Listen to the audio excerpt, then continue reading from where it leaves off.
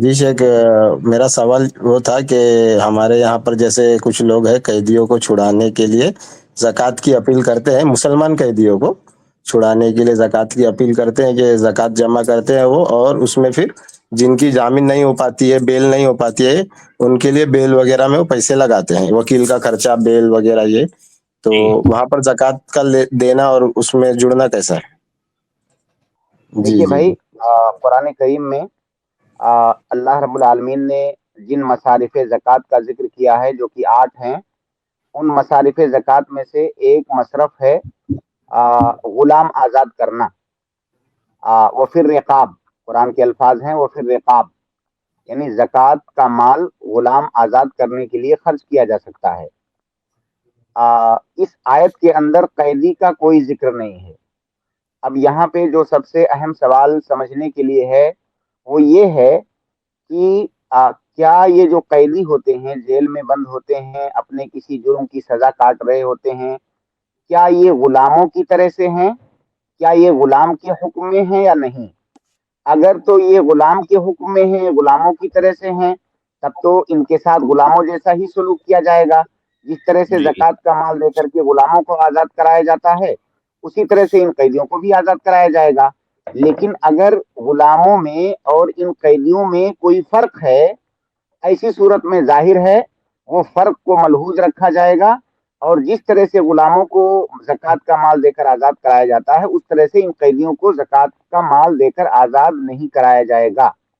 تو یہ پوائنٹ سب سے اہم ہے، اس میں جو جاننے کی بات ہے، سمجھنے کی، وہ یہ کہ کیا یہ قیدی انہی غلاموں کی طرح سے ہیں یا نہیں۔ صحیح بات یہ ہے کہ یہ جو جیل میں قیدی بند ہوتے ہیں یہ غلاموں کی طرح سے نہیں ہیں۔ ہماری شریعت کے اندر ایک قاعدہ ہے کہ اگر ایک چیز کو دوسری چیز پر قیاس کرنا ہے تو دونوں کے درمیان علت جامعہ ہونی چاہیے۔ علت جامعہ کا مطلب کہ دونوں چیزیں سملر ہونی چاہیے، سملارٹی ہونی چاہیے دونوں چیزوں کے درمیان، تب ایک چیز کو دوسری چیز پر قیاس کیا جائے گا۔ لیکن اگر دونوں چیزوں کے درمیان ڈفرینسز ہیں، فروق ہیں، ایسی صورت میں ایک کو دوسرے کا حکم نہیں دیا جا سکتا۔ اور غلاموں میں اور قیدیوں میں متعدد فروق ہیں، یعنی غلام اور قیدی کے درمیان اگر آپ غور کریں گے تو آپ کو متعدد فروق ملیں گے۔ جیسے چند ایک کا ذکر میں یہاں پر کر دیتا ہوں۔ جیسے جو غلام ہوتا ہے، وہ غلام کسی کی پراپرٹی ہوتا ہے، وہ جب چاہے غلام کو بیچے، جب چاہے خریدے، جب چاہے کسی کو ہدیہ کر دے، گفٹ کر دے، وہ اس کی پراپرٹی ہوتا ہے۔ بالکل اسی طرح سے جس طرح سے انسان کا کوئی اور دوسرا مال ہوتا ہے، اسی طرح غلام ایک مال ہے، پراپرٹی ہے۔ اب سوال جی یہ ہے کہ کیا قیدی کسی کی پراپرٹی ہے؟ نہیں، قیدی کسی کی پراپرٹی نہیں ہے۔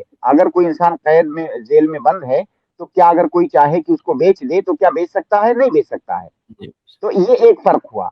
اسی طرح سے دوسرا ایک فرق یہ ہے کہ اگر کوئی قیدی، اگر کوئی غلام عورت ہے تو اس کو لونڈی کہتے ہیں، اور یہ معروف ہے کہ لونڈی کے ساتھ اس کا آقا فزیکل ہو سکتا ہے، شریعت میں اس کی اجازت ہے۔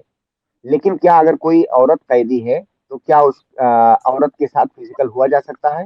کیا قانون اس کی اجازت دیتا ہے؟ پتہ نہیں۔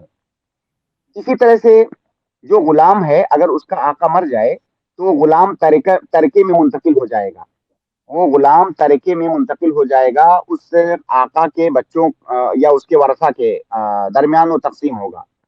لیکن کیا قیدی ترکہ ہوتا ہے؟ کیا قیدی کسی کا ترکہ ہو سکتا ہے؟ نہیں ہو سکتا۔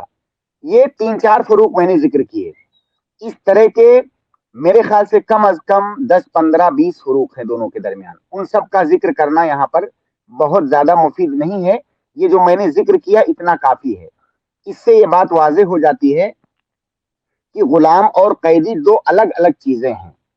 قیدی کو غلام پر قیاس نہیں کیا جا سکتا، لہٰذا اگر جیل میں کوئی انسان اپنے جرم کی سزا کاٹ رہا ہے تو وہ قیدی، وہ غلام نہیں ہے بلکہ وہ قیدی ہے، اس کے ساتھ غلام والا حکم اس پر منطبق نہیں ہوگا، اور اسے زکوٰۃ کی رقم دے کر کے آزاد نہیں کرایا جائے گا۔ یہاں پر ایک مسئلہ اور بھی ہے اہم، جی کہ بعض صورتیں ایسی بن سکتی ہیں جن میں قیدی پر زکوٰۃ کی رقم خرچ کی جا سکتی ہے۔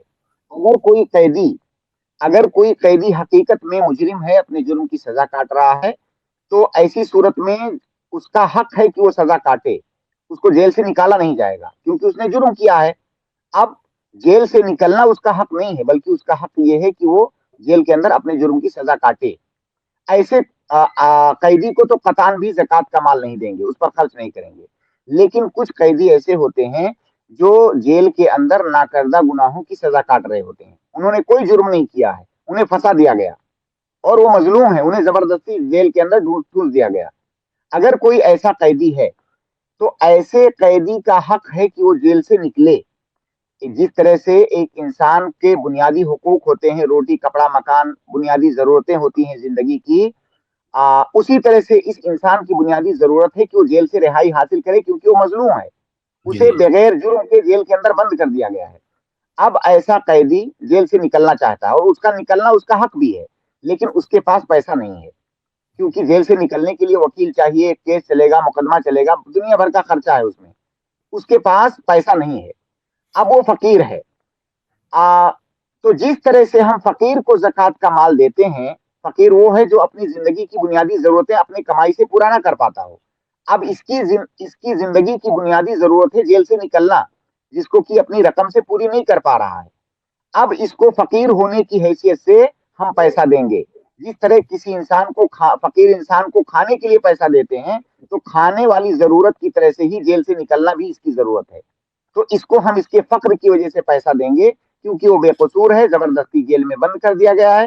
جیل سے نکلنا اس کی بنیادی ضرورت ہے جس کے لیے اس کے پاس پیسہ نہیں ہے, تو وہ فقیر کے زمرے میں آئے گا. اس پر ہم زکوٰۃ کی رقم خرچ کر کے اس کو رہائی دلا سکتے ہیں. لیکن یہاں پر یہ بات یاد رہے کہ اس کو ہم پیسہ اس لیے نہیں دے رہے ہیں کہ وہ قیدی ہے, بلکہ پیسہ اس لیے دے رہے ہیں کہ وہ فقیر ہے. تو خلاصہ یہ کہ قیدی کو رہا کرانے کے لیے زکوٰۃ کی رقم خرچ نہیں کی جائے گی. ہاں اگر وہ فقیر ہے, اس کی ضرورت ہے, تو اس کے فقر کی وجہ سے اس پر پیسہ خرچ کیا جا سکتا ہے. ایک شیخ اس میں یہ ایک اشکال یہ تھا شیخ کہ جیسے غریب ہے تو پیسہ ان کو دینا ہے یا پھر وکیل اپنی مرضی سے ہم وکیل کھڑا کر کے ان کی بیل کرانا ہے, یہ جیسا. دیکھیے, ہم اس قیدی سے ملیں گے کیونکہ ہم اسے فقیر ہونے کی وجہ سے رقم دے رہے ہیں, زکوٰۃ کی رقم, فقیر ہونے کی وجہ سے. اور فقیر کو زکوٰۃ کی رقم دینے کے لیے تملیغ ضروری ہے. تملیغ کا مطلب ہم اس کو دے دیں گے, اپنے حساب سے خرچ کرے گا. اس لیے ہم اس فقیر قیدی سے پہلے ملیں گے اور اس سے بتائیں گے کہ ہم آپ پر پیسہ خرچ کرنا چاہتے ہیں, زکوٰۃ کی رقم خرچ کرنا چاہتے ہیں آپ کو رہائی دلانے کے لیے. اور وہ فقیر آپ کو اپنا وکیل بنا دے, آپ کو اپنا نائب بنا دے کہ میرے رہائی پر جو بھی خرچ آئے میں آپ کو اپنا نائب بنا رہا ہوں, آپ وہ خرچ کیجئے, جائیے وکیل کیجئے, جہاں پر بھی خرچ لگ رہا ہے وہ خرچ کیجئے. پھر آپ جو ہے اس کی طرف سے وکیل رکھیے, جہاں پر بھی جو پروسیس ہے اس کو فالو کیجئے, اور جہاں جہاں پر ضرورت ہے وہاں پر خرچ کیجئے, کیونکہ اب اس فقیر نے آپ کو اپنا توکیل کر دیا ہے, آپ کو اپنا وکیل بنا دیا ہے. تو شیخ یہی پروسیجر سیم کسی نے اگر کوئی گناہ کر کے اگر گیا ہے اور وہ غریب بھی ہے تو اس پہ یہ اپلائی نہیں ہوگا یہ پروسیس؟ ہاں, میں نے اس کا جواب دے دیا ہے لیکن شاید آپ سن نہیں سکے. سنیے, جو آدمی جرم کر کے جیل میں گیا ہے, آپ کی کیا رائے ہے کہ اس کو سزا کاٹنی چاہیے یا جیل سے نکلنا اس کا حق ہے؟ سزا کاٹنی کیا رائے ہے؟ سزا کاٹنی چاہیے, لیکن اگر وہ غریب ہے تو میرے بھائی, غریب ہو چاہے امیر ہو, مجرم تو مجرم ہے. جی جی. مجرم تو مجرم ہے نا. کیا ہوں. جیل سے نکلنا اس کی زندگی کی بنیادی ضرورت ہے؟ نہیں ہے, کیونکہ تم نے جرم کیا ہے, جیل کاٹو.